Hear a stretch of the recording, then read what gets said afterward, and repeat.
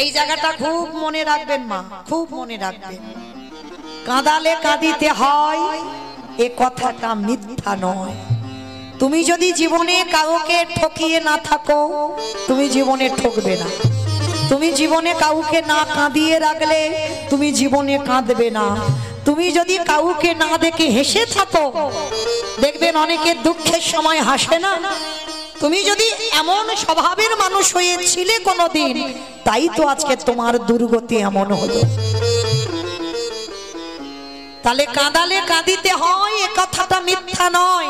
পিসি, 100টা ছেলে তোমার কি করে হলো? তুমি শুধু শুধু আমার দোষারোপ করছো আমি তোমার 100টা ছেলেকে মেরেছি, কখনো নয়। তোমার পাপের ভরা পূর্ণ হয়েছে, তোমার পাপের ভরা 16 কলায় পরিপূর্ণ, তাই তো তুমি 100 ছেলে হারিয়েছো। কৃষ্ণ, আমার 100টা ছেলে নয় না। মনে পড়ে যেদিন কুন্তী মার কাছে দুর্বাসা মুনি এসেছিল, আর দুর্বাসা মুনি এসে বলেছিল কুন্তী মাকে, মা আমি একটু পরমান্ন খেতে চাই। আমা পরমান্ন মানে কি গো? খিচুড়ি। পরমান্ন মানে খিচুড়ি।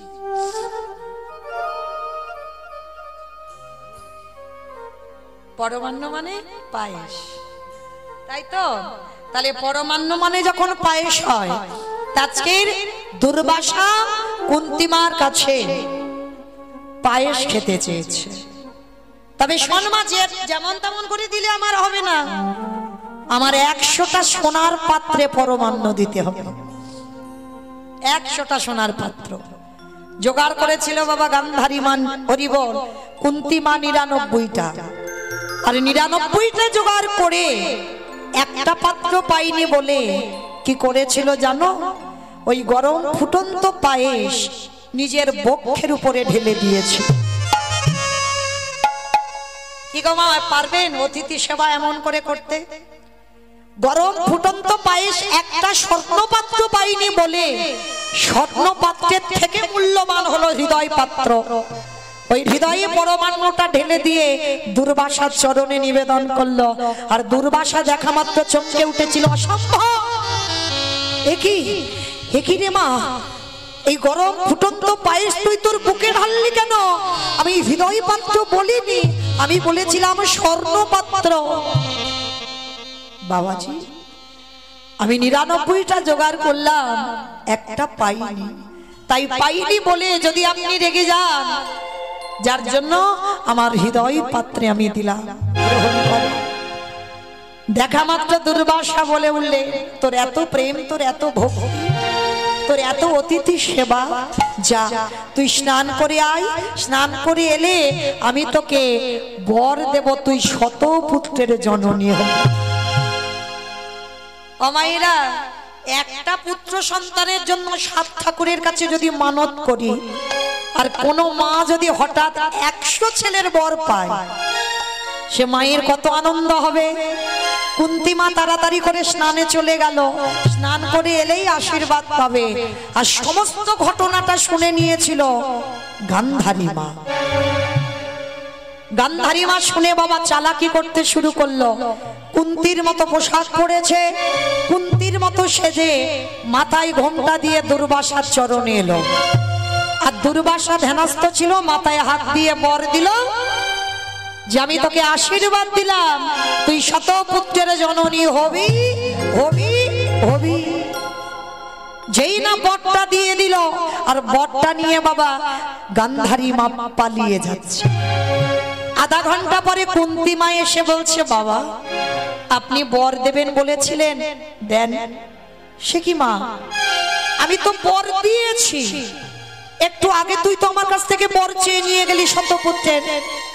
বাবা আমি তো স্নানে গেলাম, আমি কখন এসে বর নিলাম? অসম্ভব!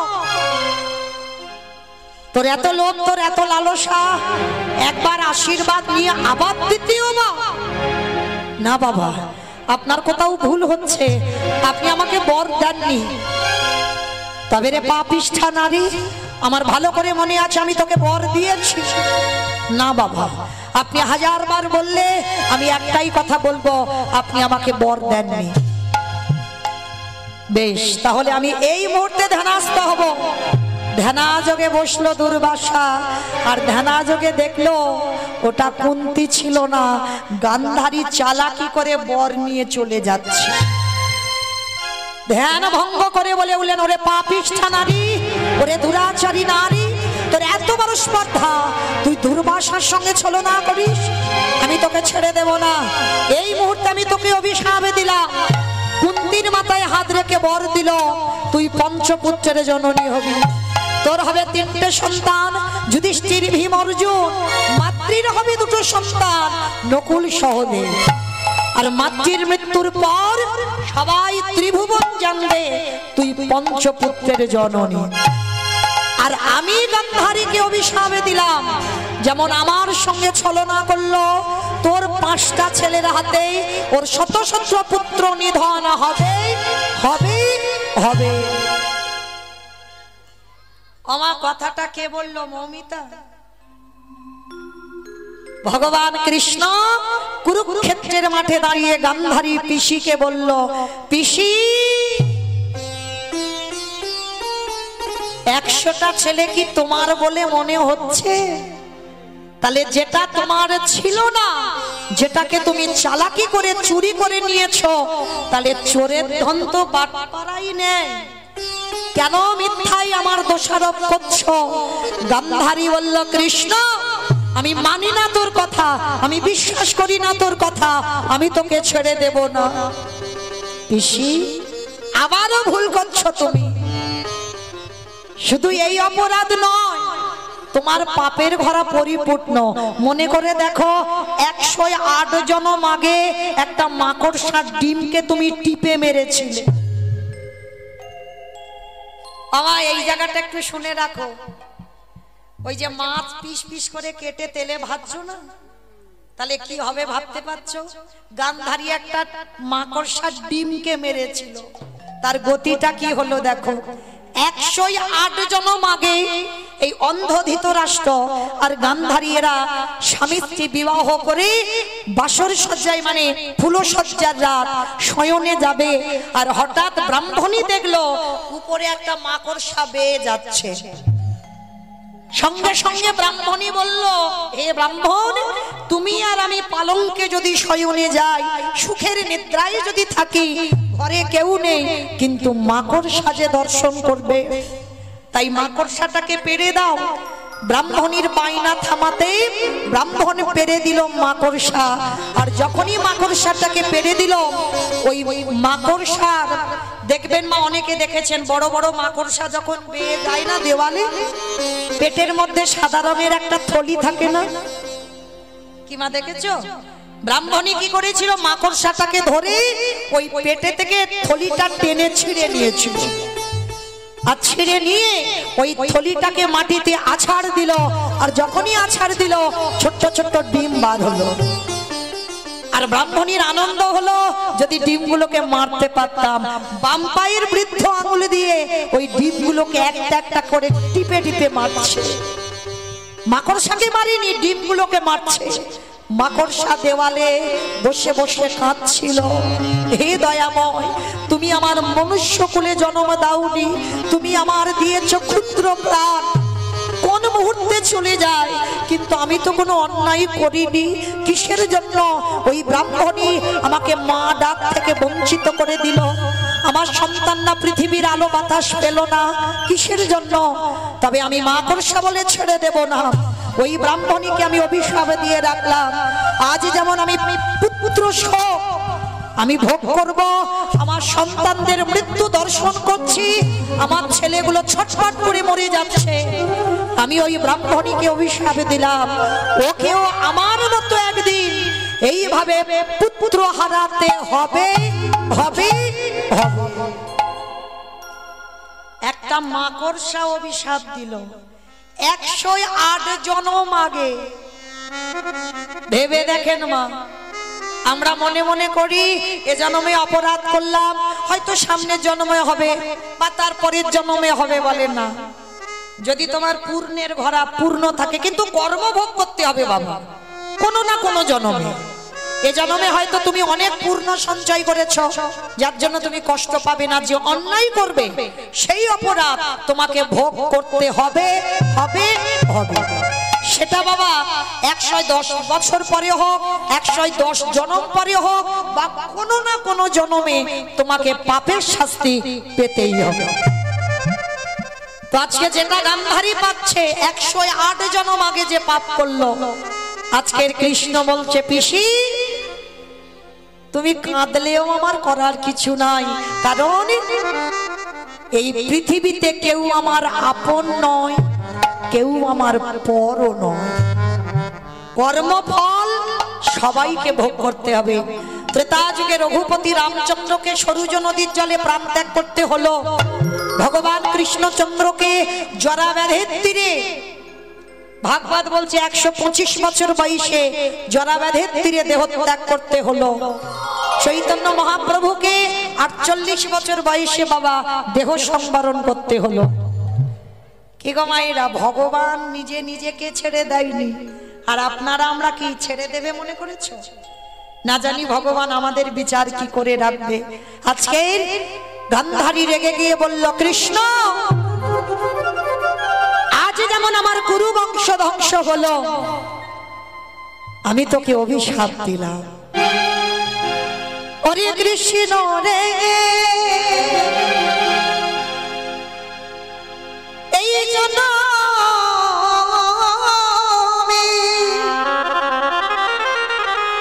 এই জন্মে যেমন আমি পুত্র হারাবার জ্বালা ভোগ করলাম, আমার চোখের সামনে একটা একটা করে পুত্র ছটফট করে চলে যাচ্ছে, আমার গুরু বংশটা ধ্বংস হলো। আমি তোর সত্যিকারের যদি ভালোবেসে থাকি, আমি যদি তোর পিসিমা হয়ে থাকি, আমি তোর অভিশাপ দিলাম, তোর 56 কোটি যদু বংশ ধ্বংস হবে। না না বলো না,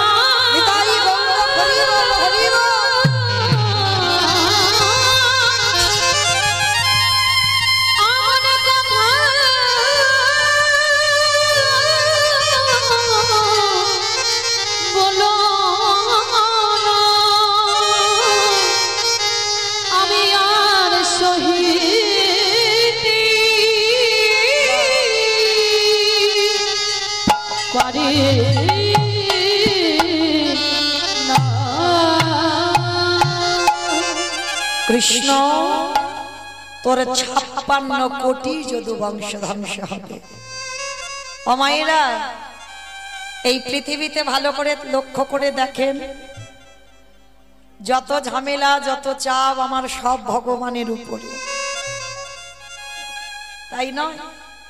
গোটা পৃথিবীর মানুষের দুঃখ জ্বালা যন্ত্রণা ব্যথা সবই তো আমার ভগবানের চরণে অর্পণ করে।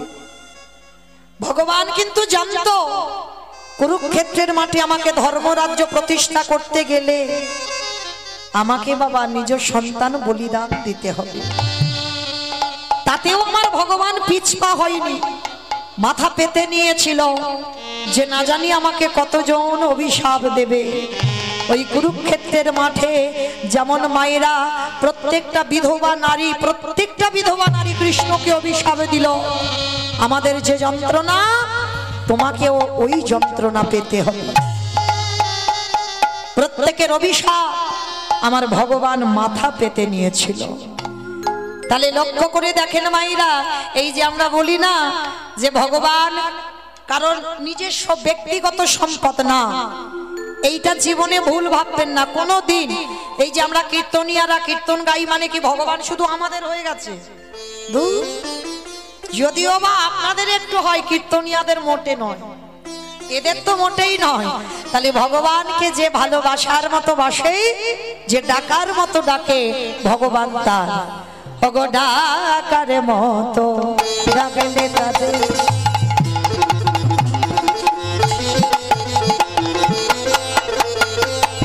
আমার ভগবান থাকিতে পারে।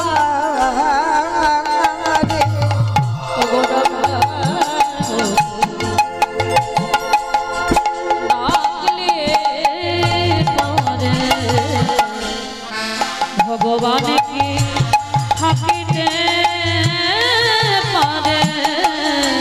যাদের বিশ্বাস না হয় ডেকে দেখো তারে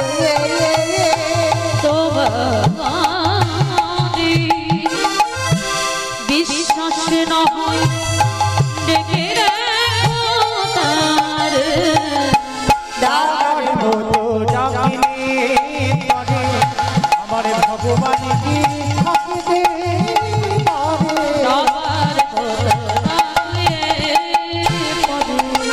আস্তে তাহলে ডাকার মতো ডাকলে ভগবান থাকতে পারেন না।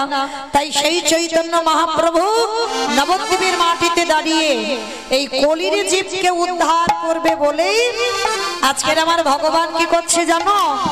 রসে তন ঢন ঢন গৌর কিশোর বদ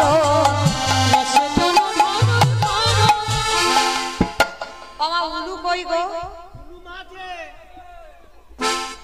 উলু টুলু নেই আছে? ওই একটু দাও দেখি একটু জোরে। রসে তনু ঢন ঢন গৌর কিশোর বদ রসে তনু ঢন ঢন আমার গৌরে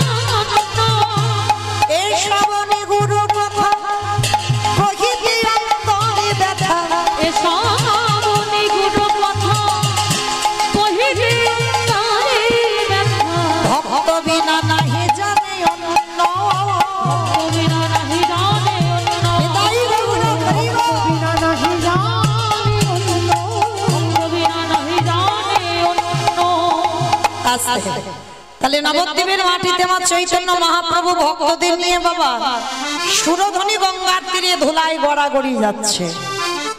ও মায়েরা, যেটা আমরা পারি না সেটা বৃন্দাবনের ব্রজঙ্গনাগণ করেছিল।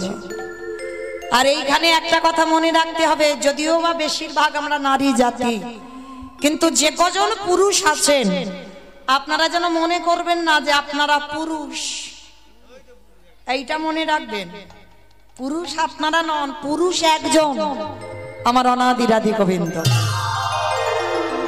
কারণ যারা ভজন রাজ্যে প্রবেশ করে বাবা, তাদের নিজেদেরকে গোপী ভাবটা আগে আনতে হবে যে আমি বৃন্দাবনের একজন ব্রজ গোপী।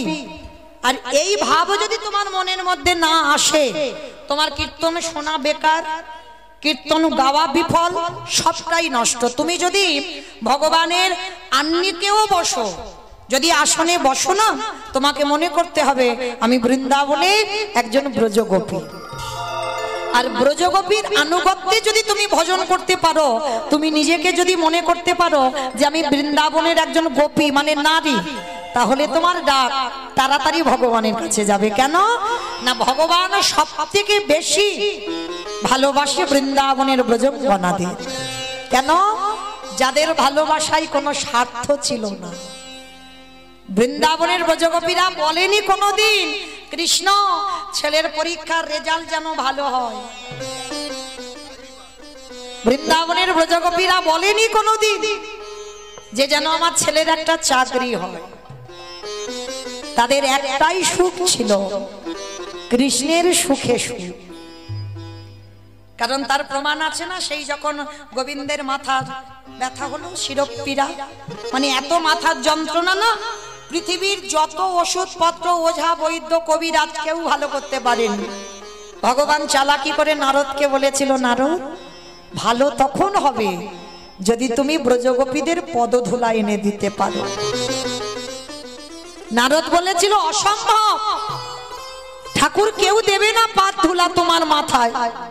বলে দেখো না নারদ, যদি না দেয় তো আমি যন্ত্রণায় মরে যাব, কিন্তু যদি কোথাও পাও। ত্রিভুবন ঘুরছে নারদ, কেউ দিচ্ছে না পাত ধুলা। ভালো করে দেখেন যে নারদ এত বড় ভক্ত, নারদ কি পেরেছিল তার পাত ধুলাটা নিয়ে ভগবানের মাথায় লাগিয়ে দিতে? পারেনি। কেন? ভয়, ভয় লেগেছিল। যদি আমার পাত ধুলা ভগবানের মাথায় লাগে তাহলে পাপ হবে, এই যে একটা ব্যাপার। ওই জন্য বলছে বাবা, ভগবানকে ভালোবাসতে গেলে নিঃসংকোচে ভালোবাসতে হবে। নিজের মনে কোনো দ্বিধা বা সংকোচ রাখলে হবে না। বাবা এটা আমার পাপ হলো না তো, এইটা আমার এটা হলো না তো, এইটা রাখলে হবে না। নিঃসংকোচে গোবিন্দ সেবা করতে হবে, মনের মধ্যে দ্বিধাবোধ থাকলে হবে না। আজকে নারদ যখন পেলই না, বৃন্দাবনে যমুনার ঘাটে বসে বসে কাঁদছে। ভগবানের মাথার যন্ত্রণা হতে হতে ভগবান যদি মরে যায় তখন কি হবে? তখন বৃন্দাবনের ব্রজঙ্গনাগণ কলসি নিয়ে বাবা, তাদের উস্কো খুস্কো চেহারা, এসে দাঁড়িয়েছে যমুনার ঘাটে। নারদকে দেখেছে। ও নারদ, কি ব্যাপার? এখানে বিষণ্ণ বদন। হে ব্রজগোপীগণ, খুব কষ্টে আছি গো। কষ্টে আছো? আচ্ছা তোমার কষ্টের কথা আগে ছাড়ো, আমাদের প্রভু কেমন আছে? ভালো নেই গো, মোটে ভালো নেই। বলে কেন, কি হয়েছে? সে তো দ্বারকায় ভালো থাকার কথা, রাত সুখে থাকবে, কেউ জ্বালাতন করবে না, তাহলে ভালো নেই কেন? বলে বড্ড মাথার ব্যথা হচ্ছে, যন্ত্রণা হচ্ছে। বলে ওষুধ দাওনি? বলে পাইনি তো, দেও কি? ওষুধ পাওনি কেন? ওঝা বৈদ্য কবিরাজ বলে সব এসেছে, সব ফেল হয়ে গেছে, কিচ্ছু কাজ হচ্ছে না। বলে একটা ওষুধ দিতে হবে। কি ওষুধ নারদ? বলে বলল ভক্তের পদধূলা। যেই না বলেছে না, ওই ব্রজঙ্গনাগণ আমার ওই নারদের কাছে হাত জোড়ো করে বললেন, নারদ এতদিন আসনি কেন? ভক্তের পাদ ধুলা দিলে যদি ভালো হয়ে যায়, আমাদের কাছে আসনি কেন? দাও, কিসে করে নিয়ে যাবে দাও, আমরা দিচ্ছি। নারদ মুনি শোনা মাত্র চমকে উঠেছে। ভয় লাগছে না? তোমাদের পাদ ধুলা দেবে আর ভগবানের মাথায় যদি ওটা লাগিয়ে দিই, তোমাদের ভয় লাগছে না? বলে ভয়ের কি আছে? তুমি জানো না নারদ, আমাদের পার ধুলা দিলে আমরা সবাই জানি আমাদের নরকে যেতে হবে। কিন্তু শোনো নারদ, নরকে যাব ভালো, কিন্তু তুমি কি জানো আমার কৃষ্ণ বড় সুখে থাকবে। তাই গৌর প্রেমানন্দী হরিব।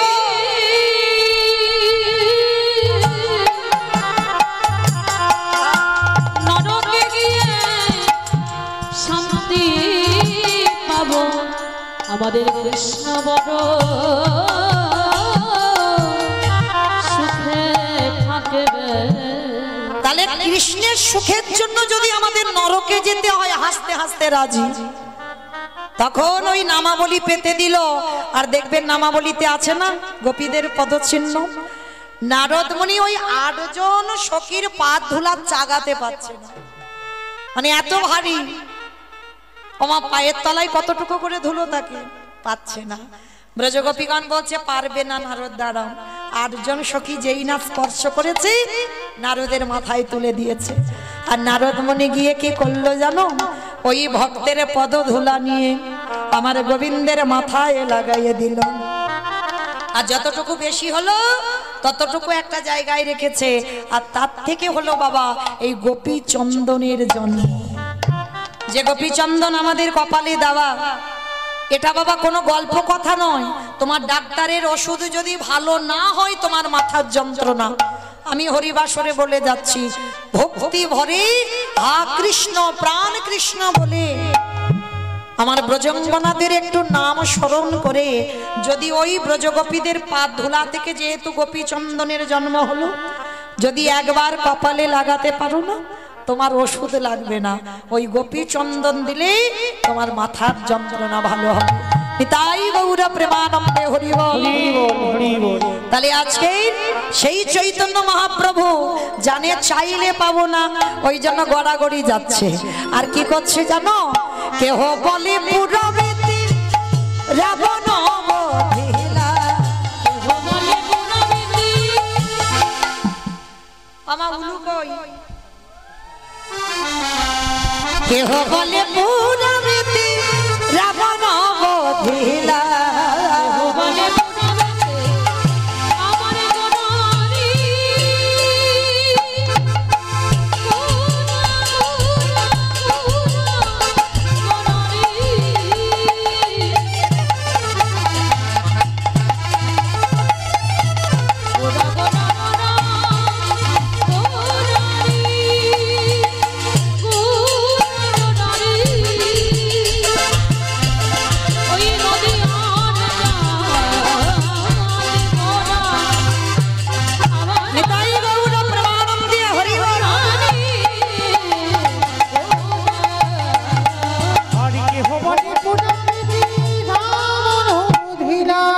আবার কলঙ্কের বৈভব লীলা প্রকাশ করিলা।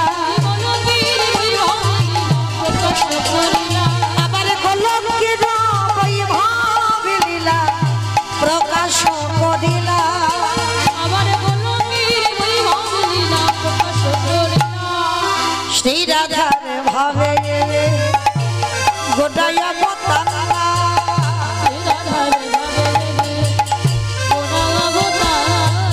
হরে শ্রী রাধার ভাবে গোটাইয়া বতালা।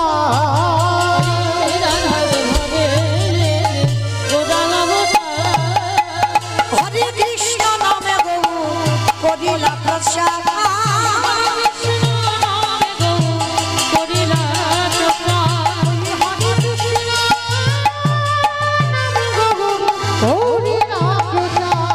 এইবারে লীলা প্রকাশ হলো,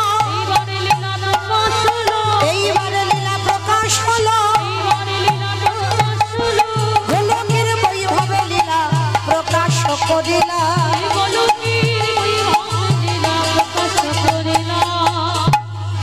বাসুদেব ঘোষে কহে করি জোড়ো হাত। ওগো যে গো সেই কৃষ্ণ সেই তো জগন্নাথ। বাসুদেব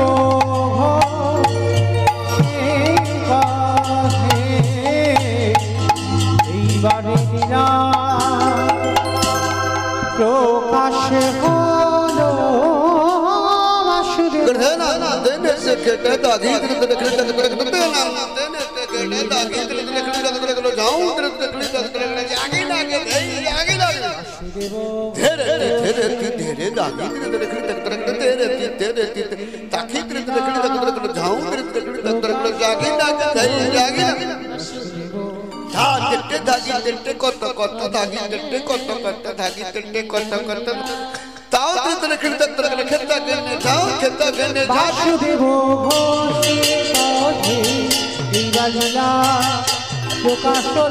বাসুদেব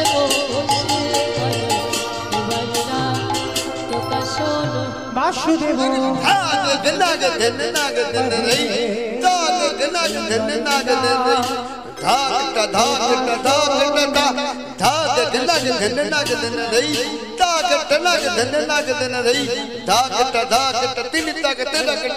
লীলা প্রকাশ হলো। বাসুদেব প্রকাশ হলো। বাসুদেব ঘোষে কহে এইবার লীলা প্রকাশ হলো। বাসুদেব ঘোষে কহে এইবার লীলা প্রকাশ হলো। বাসুদেব ঘোষে তাই গৌর প্রেমানন্দে হরি বল, হরি বল, হরি বল। বাসুদেব ঘোষে জানি তাই চলুন এবার আমরা সবাই যাব মধুময় সুধাম বৃন্দাবন ধাম। এতক্ষণ যখন নবদ্বীপে ছিলাম সবাই দিকে একবার প্রেম সে বলেন তো গৌর সুন্দর কি নবদ্বীপ ধাম কি সচির নন্দন কি विष्णु प्रिया की निताई चाँद की भक्त वृंद की हरिवासर धाम की साधु गुरु वैष्णव की अपन अपन गुरुचरण की कमिटी वैष्णव की हरिनाम यज्ञ की महाप्रसाद की आज के आनंद की निताई गौर प्रेमानंदे चलें एबार आमरा सबाई जाबो मधुमय धाम बृंदावन धाम और बृंदावने जेते गिये आमरा एकटा भजन गाइते गाइते जाबो केमन कि मायेर एकटा भजन होबे तो भजन कोई देखी एकटू प्रेम से उलुध्वनि देन वृंदावन धामिया पार जब जा राधे राधे ओ राधे अलवेली सरकार जब जा राधे राधे वृंदावन धाम अपार जपे जा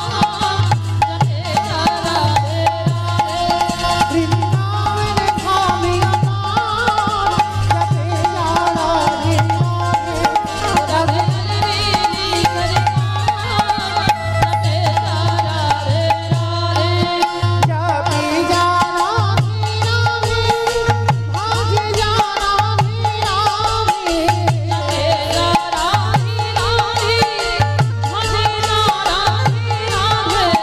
अलवेली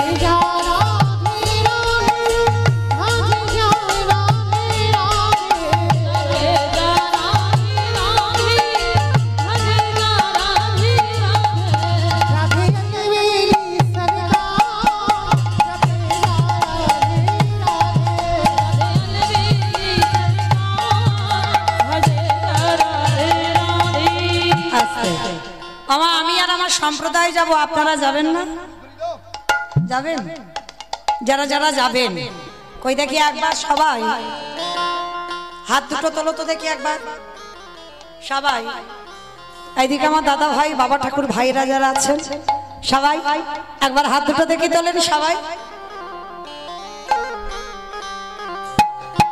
কই রাস্তায় যারা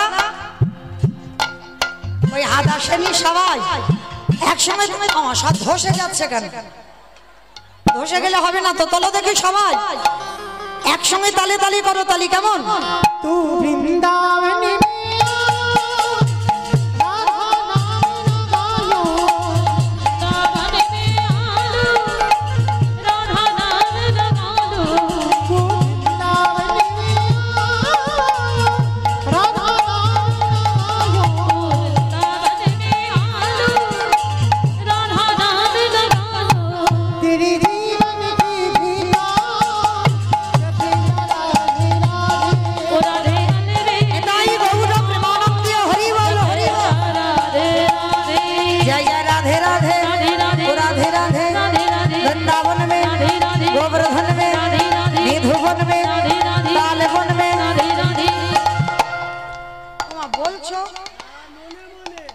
सब की रकम करे बोलছো आवाज হচ্ছে কই একটু জোরে জোরে বলো राधे राधे राधे राधे वृंदावन में गोवर्धन में निधुवन में ताले वन में तामल वन में ऊंचा गांव में दर्शना में राधा कुंड में श्याम कुंड में हरिद्वार में झटसे बोलो